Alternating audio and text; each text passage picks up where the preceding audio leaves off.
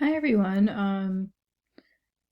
My ADL is food shopping. So food shopping seems as if it's a normal activity that one does and you don't really think about it too much.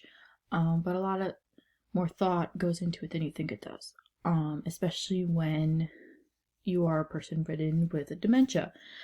So I'm gonna go through I'm gonna break down the steps of going from your house, ending up at the supermarket, buying stuff, going to the cashier, all those things, and the different compensatory strategies that you need that may be useful for dementia patients. So my task breakdown, the first step is you look through the refrigerator, pantry, see what foods you might need. So some of the cognitive skills that go with a lot of these steps are very similar. So you see some blanks, it's just because some of the things that you could use for the first step, you could use for the fourth step, like, you know what I mean? So the first step is look through the refrigerator and pantry to see what foods you might need. Skills that are included could be visuospatial skills by keeping the area clear of clutter just in case vision changes do happen, which is normal with dementia patients. Sustained attention, you could limit external distractions such as turn off the TV or the radio that's blaring. Executive functioning, a lot of these steps are executive functioning. You could have a calendar or a reminder system to remind you that you need to go grocery shopping. At this point, then I would feel as if you would need an aide or caregiver to remind you or to help you in the store or to help you get to the store. Working memory, using a chart to write down what food you need to buy at the store so you don't forget when you're there. The second is once you are at the grocery store, you find a way to get there via a public transportation, your own car.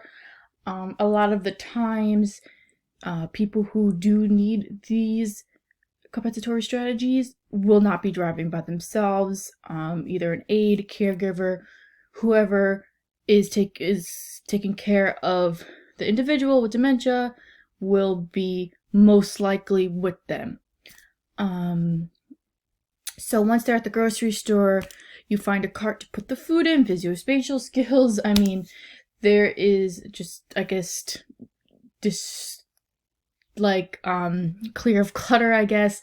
I'll go to a section where there are carts, or a lot of the times people leave carts all around. So that could also be a working memory kind of thing where there would be carts around which will remind you that you need a cart. As I said, step 3, go down each aisle to see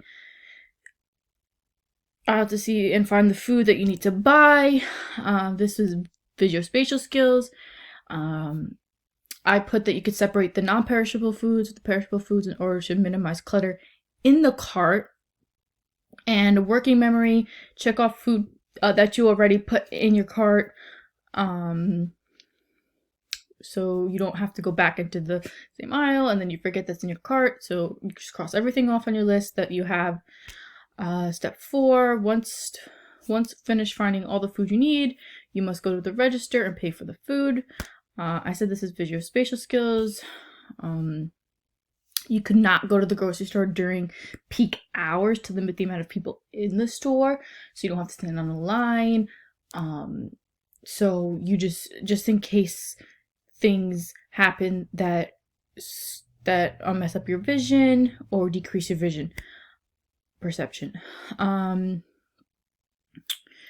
Also, sustained attention and executive functioning are also included, but it's more of like the same things I said earlier. Step 5, at the register, unload all the groceries onto the conveyor belt, and the cashier will scan all the groceries so they can be put into bags. I said sustained attention, turn off your cell phone to limit distractions. So if the cashier has to talk to you or ask you questions or tells you to put your card in or how much money that you have to give them, that's important. Visuospatial skills, have an aide / caregiver with you to help unload groceries onto the conveyor belt just in case vision changes again, so you don't drop things, so things will make it onto the belt appropriately. Step 6, as the cashier scans the groceries, the food must be put into bags and be put back into the cart. Again, caregiver aid will help you with this, and sustain attention, limit distractions. Step 7, after all the bags are full and put into the cart, you must pay with either cash or a credit card. I guess 7 and 8 are kind of similar.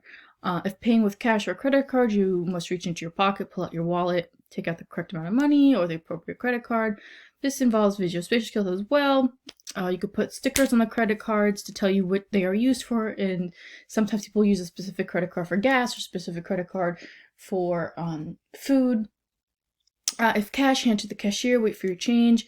Paying with the card, then insert the card into machine. The visual-spatial skills is put the card back into the same place that you found it with the sticky or label on it. Sustain attention, let the machine beep to remind you to take your card out. A lot of these times these machines literally scream at you, so that's why I put that.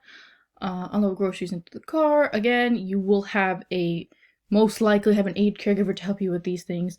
Put the cold and non-perishable food items in separate so they don't get mixed. Step 11, once you're home, unload the groceries from your car into your house. Make sure all cold and frozen groceries are put away in their proper places, such as the fridge and freezer. I thought this was interesting. I found this in a research article, in a journal article. Visual, spatial skills, and working memory together. Labels, they were saying that they put labels that have bright colors on each shelf of the fridge and pantry.